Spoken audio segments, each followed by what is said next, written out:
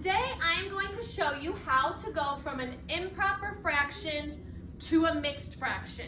So the first thing that I want you to know is an improper fraction is when your numerator is larger than your denominator. So here in our notes that we took in class, we wrote 2/3, that's just a regular fraction. 7/3, that's an improper fraction. And I always tell the story that your head is bigger than your body. And I have a whole story that I kind of go with it, and the students know that we call it a bobblehead. So that's kind of where that phrase comes from. And this is a mixed fraction. You have a whole number with a fraction. So our goal today is to go from the improper fraction to a mixed fraction. Now, there are a few ways of how to do this. I always like to first show the students, I call it the picture way. And this kind of just lets them see conceptually what is going on. So we have 7/3 here. My denominator tells me how many apples fit in a basket. So here, I know that 3 apples can fit into my basket, and that's it. Once I have 3 apples in that basket, it's full. So my numerator tells me how many apples I have. So here, I have 7 apples, but only 3 fit in a basket. So now I need to see how many baskets would I have. Well, here I would have 1 basket, 2 baskets, and then I'd have 1 left over. So I have 2 full baskets and 1 left over out of 3. So that means 7/3 is the exact same thing as 2 1/3. You can also think of this like pizza if you want. If you have pizza and there's 3 slices, that makes your pizza, you cut them really big, but you have 7 slices.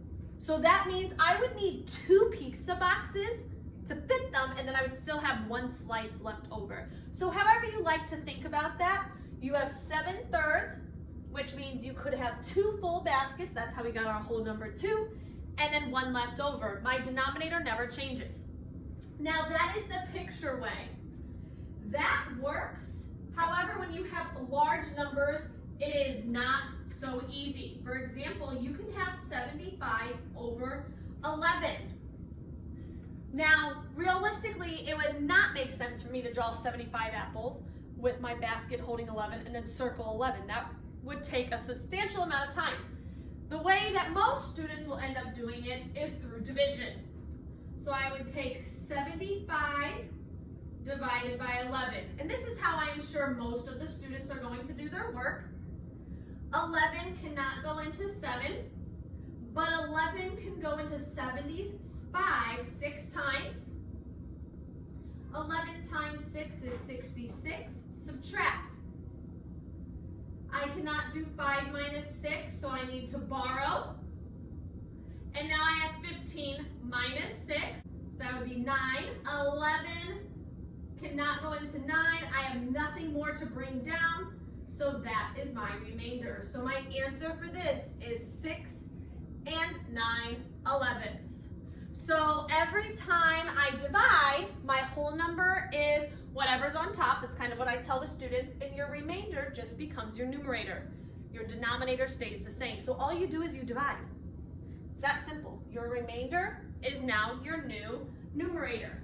So I'll do a few more examples with you. You could have 26/5. Once again, you just divide like regular. There's nothing fancy going on. 5 times 5 is 25. Subtract, I get 1.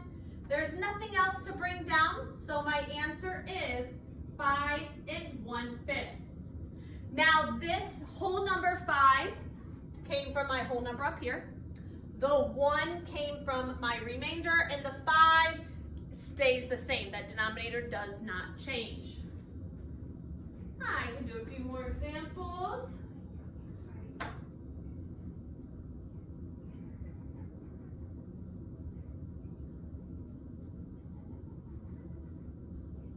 Okay, 3 can go into 4 1 time. 3 times 1 is 3. Subtract. 4 minus 3 is 1. Bring down your 2. 3 can go into 12 4 times. 3 times 4 is 12. And this time you actually get a remainder of 0.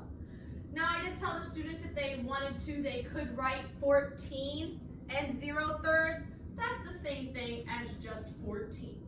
The exact same thing. So sometimes it does work out even where you don't have a remainder and then it's just the whole number, 14. The numbers can get larger and it does not make the problem any harder. It just means that the division will be trickier. So you could have 8,765 over 12, and it does not make this any more challenging than just a basic division problem.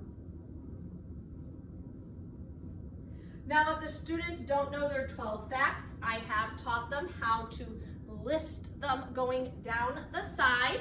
So some of the students do know their 12 facts, other students don't. So it is up to them if they want to list their 12 facts. And how I teach them is 1 plus 2 is 3, so 12 plus 24 is 36. 2 plus 2 is 4, so 24 plus 24 is 48. 2 plus 3 is 5, so you would add those up, so that would be 60. 3 plus 3 is 6, or you can do 1 plus 5, and to me that's easier because 12 plus 60 is 72. Now this one you could do, I still think maybe 1 plus 6 is easier because 12 plus 72, that one's kind of easy. That one's 84, almost running out of room. You could do 4 plus 4 is 8. You can do 3 plus 5. 3 plus 5 is pretty easy. I would have 3 plus 5, I would have 6, 96, and that one's too large. So so I would have to go with 7, which is 84, subtract, and I get 3, bring down my 6. And 12 can go into 36 if I look over here 3 times. 12 times 3 is 36, subtract, I get 0, bring down my 5. 12 cannot go into 5, so I put a 0, and I get 5 twelfths. Once again, my whole number up here stays 730. I wanted to double check my multiplication over there. 730. Now my remainder was 5 and my denominator stayed 12. So this is not any harder. All you are doing is dividing and your remainder now becomes your new numerator. Most of the problems that the students are going to see will be fairly easier problems. They might see 14 over, let's see, 8. 8 cannot go into 1. 8 can go into 14 only 1 time. So I would need to borrow 8, 9, 10, 11, 12, 13, 14, and I would get 1 6/8. Now we are talking about reducing as well, so 1 6/8. You can divide both of these by 2. Don't forget to bring your whole number, and we've been working on this in class. 6 divided by 2 is 3. 8 divided by 2 is 4. And I do tell the students to double check. 3 times 2 is 6. 4 times 2 is 8. So I do always tell the students to double check. I always double check my work as well. So your answer for this could be 1 6/8, or if they feel comfortable reducing, 1 3/4. So the students should be taking home their math diaries. We do have the steps for this. Divide, report the remainder as a fraction. Your denominator stays the same and possibly reduce. And then here are the examples that we did in class. We did do a lot on our slates as well. We just always put a few in here, so if the students take it home, you know how to work it out with them. However, most of the day we did spend practicing on our slates.